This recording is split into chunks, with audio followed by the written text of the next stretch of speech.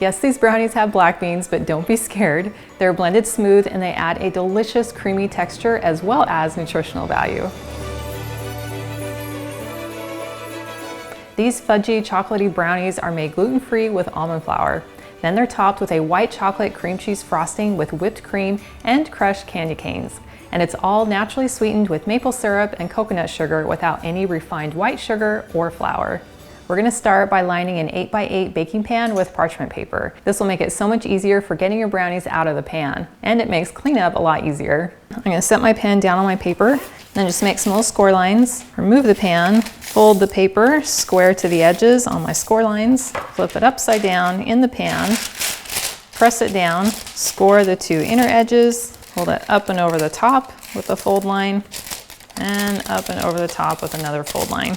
And then I'm just gonna spray it with some nonstick. And then we can set this aside. To blend down the black beans in these brownies, you'll want to use a food processor or an upright blender. You can use a 15-ounce can of black beans, making sure to rinse them really well, or you can cook your beans yourself like I did. So we're gonna add 15 ounces or 1 cup plus almost 1/4 a cup of black beans. And we'll add 1/2 cup of maple syrup, 1/2 cup of almond butter, 1 tablespoon of light olive oil, 2 teaspoons of apple cider vinegar, and 1 teaspoon of vanilla extract. Now we're gonna put on our lid and then blend this until it's really smooth.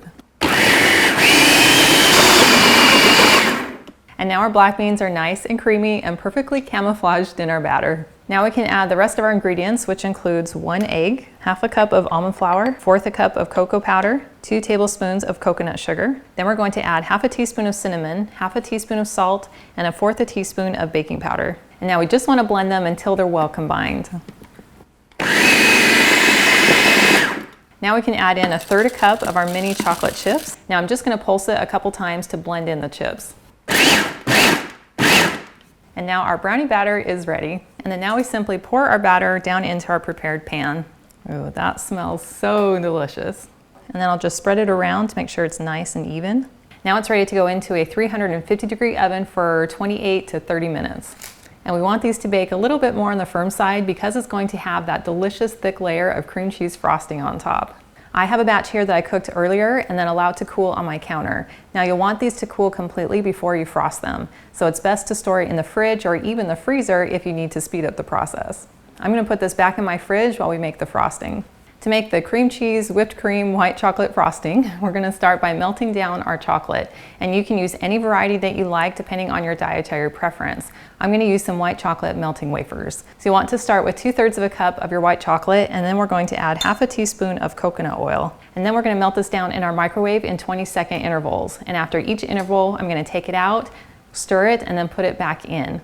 Now you want to be careful to not overcook it in intervals that are longer than about 25 seconds because the chocolate can start to break down and become kind of dry and brittle. So this is going into the microwave for 20 seconds. So that was in for 20 seconds, and now I'm just gonna stir it real quickly with a spatula here, and you can see that they're just starting to warm up, but haven't melted yet. So now it's going in for another 20 seconds. So here it is after a second round of 20 seconds, and you can see it's starting to melt. So I'm gonna go ahead and give it a quick stir, and then give it one more round of 20 seconds. So after our third round of 20 seconds, that is perfect. So I'm just gonna stir it around to make sure it's nice and creamy and that we don't have any big chunks in there.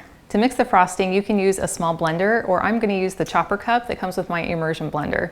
So I'm gonna add 8 ounces of room temperature cream cheese. You want it to be room temperature or slightly warm so that it doesn't solidify your white chocolate as soon as it gets mixed in. And then we'll add a teaspoon of vanilla. And to enhance that delicious candy cane flavor, I'm going to add 3 drops of peppermint extract. This is quite strong, so you won't need much more than about 3 drops. And then I'll mix these together until smooth. Ooh, that looks perfect. Now we can pour in the melted chocolate, and then I'm gonna add 2 dashes of salt, and then we'll mix these together until smooth. Ooh, that looks good. So now I'm gonna pour the cream cheese chocolate mixture just into a medium-sized mixing bowl. And then to make it extra light and creamy, I'm going to add 2 cups of whipped cream. Now you can buy your whipped cream already whipped, or you can whip it yourself, which is my preference. So I'm just gonna dump in 2 cups and then just stir it together with the spatula. Now it's a really good time for a quality control pinky test. I love this frosting because it uses the white chocolate as the sweetener and doesn't have any powdered sugar. So it's just sweet enough, but has this delicious creamy texture to it. So here's my brownie tray that was hanging out in the fridge while I made the frosting. Now we can simply transfer all that frosting to the top of the brownie. Now because this frosting has a real nice light texture to it, it can go on thick.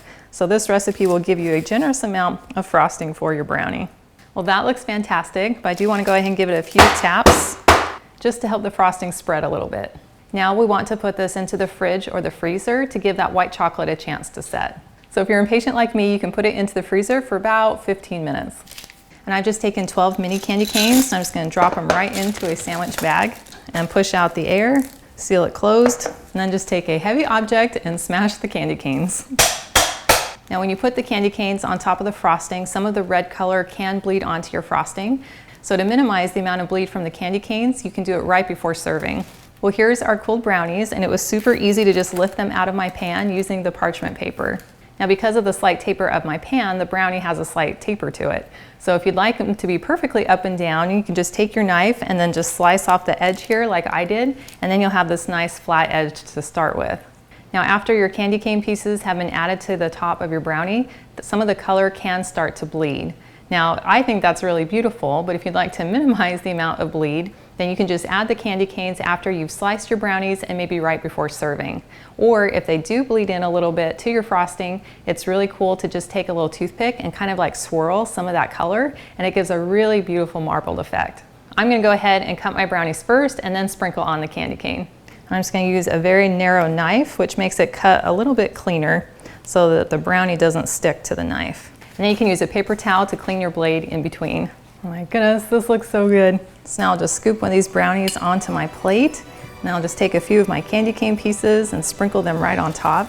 And you can decide if you want this to be a handheld brownie or if you want to eat it with a fork. I'll be a little more civilized on camera and eat this with a fork. Oh man, that looks so good. Crunchy. That is so delicious.